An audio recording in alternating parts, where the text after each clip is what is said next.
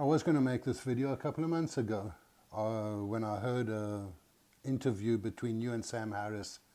You put a couple of sentences up together and I took offense to them. And now I find myself unable not to make this video, where you said the following sentence. Can we please have the same rules for everybody? Is that too much to ask for?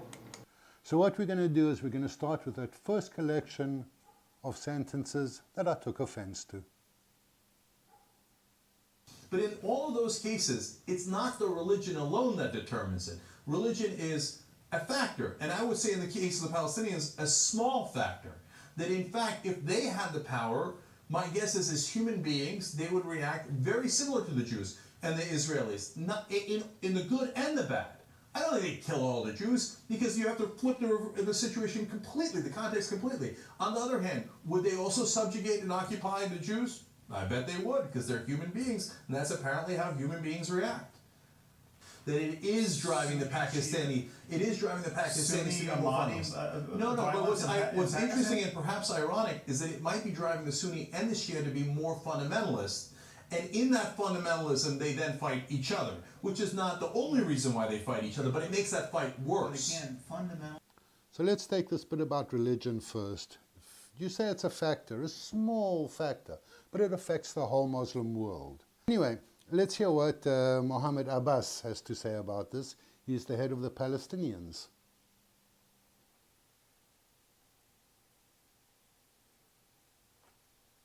نحييكم، نحيي المرابطات والمرابطين، نحيي كل ذرة دم أريقت في سبيل القدس، فهي دماء نظيفة، دماء نقية، دماء في سبيل الله إن شاء الله، وكل شهيد سيكون في الجنة، وكل جريح سيكتب له الله الثواب. هذا الأقصى لنا والقيامة لنا، كلها لنا، لا يحق لهم أن يدنسوها بأقدامهم القذرة، فلن نسمح لهم، وسنعمل كل ما نستطيع من أجل حماية القدس.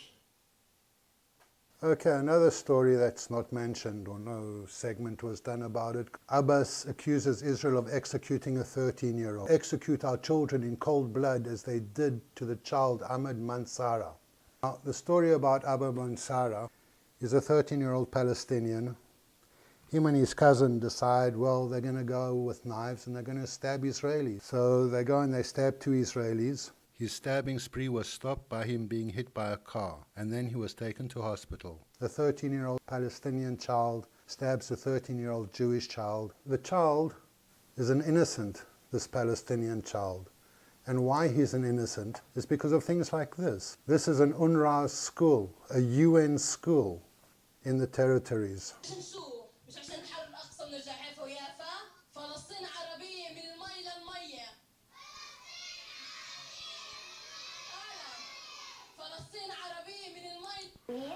ليش حابة تصير شرطية؟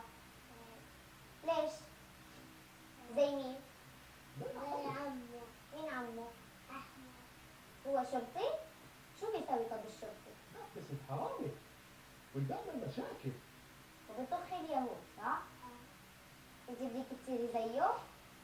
إن شاء الله لما تكبري. لما طخ اليهود. كلهم؟ كلهم؟ طيب.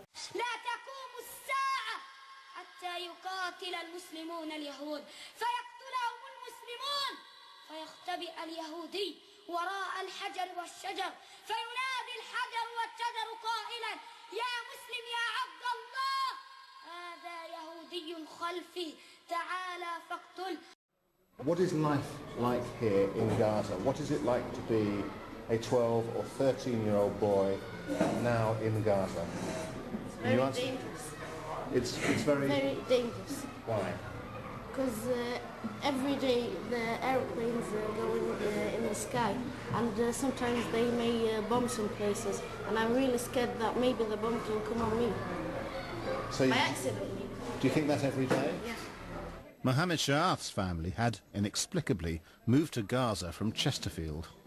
And what do they feel about the Israelis? أيام الرسول صلى الله عليه وسلم كانوا اليهود كلهم كانوا خاينين للعهد ولا عمرهم التزموا بعقد من العقود. Are they saying that because in the Quran you couldn't make an agreement with the Jews, that means the Jews can never make an agreement? Yes, yes. Can you ask them whether they think there will be peace one day? No, not with Israelis. Impossible. Not with Israelis. There can be no peace with the Jews? Can't be any peace Never. with the Jews. Never. So how can there be peace? They don't want agreement. They don't want peace. They were the cause of trouble in Germany, in Spain, in Argentina, and in Russia, and all over the world. They were. If there is a war or a coming war, a Jew will be the one who urges the war to start. So in other words, from age 0, the Palestinian children are taught that, well, Israel shouldn't exist. There should be no Israel. It's from the river to the sea. Palestine will be free. Nice little ditty. You hear it all over the US in the colleges. From the river to the sea, Palestine will be free. From the river to the sea, Palestine will be free. I am being moderate in my criticism of you because I really believe that you want peace. And I believe the only answer to peace is the hundreds of millions of moderate Muslims that you always talk about. I am going to leave you with this explanation from Dennis Ross on why the Palestinian-Israeli peace process has not yet happened. You had, I think on the Israeli side, you had a leader, Rabin, who, before he was assassinated, had the personal credibility to succeed, and he was assassinated, so you lost him. That didn't mean that without him you couldn't succeed, but it wasn't easy to create a circumstance where you'd have other leaders who would have the same credibility. Truth be told, Shimon Peres, in the aftermath of the assassination, had a kind of credibility that he, under other circumstances, would not have had, but it was done in by 4 bombs in 9 days. The end of February, the beginning of March of 1996, Hamas and Islamic Jihad carried out 4 bombs in 9 days. At the time, Peres in many ways was unassailable, and Peres was determined to fulfill the legacy of Rabin. But the whole image of the peace process was literally exploded by those 4 bombs in 9 days. The Israeli public went from believing that they had a partner in the Palestinians, and they actually believed it, because when Rabin was assassinated, there was a genuine outpouring of grief among Palestinians. But they also believed that peace was going to come. Now, when you had 4 bombs in 9 days, it simply undercut and undermined the very foundation of what was going on. So you ask, why did we fail before? Well, that was one important reason, because then Peres was defeated. And Netanyahu, when he came in 1996, he came in with a premise that says, we're not going to do anything until we see security reestablished. And he established at that time a set of standards that, in a sense, Arafat, in truth, wasn't prepared to meet. Later on, when Barak is elected, Barak is prepared to go to great lengths. And then Arafat saw himself being the only game in town. But it wasn't just he saw himself being the only game in town. He was, and I remember seeing him right after the Israelis withdrew unilaterally from Lebanon. And Hezbollah basically opened the prisons. And they said, look, we get everything. Resistance worked, we get everything. Arafat negotiations, they throw him crumbs. The most angry I ever saw Arafat in all my meetings with him, and I had, God knows how many meetings I had with him, the most angry I ever saw him was at that moment, where he felt that, he was being vilified in the Arab world and made to look a fool.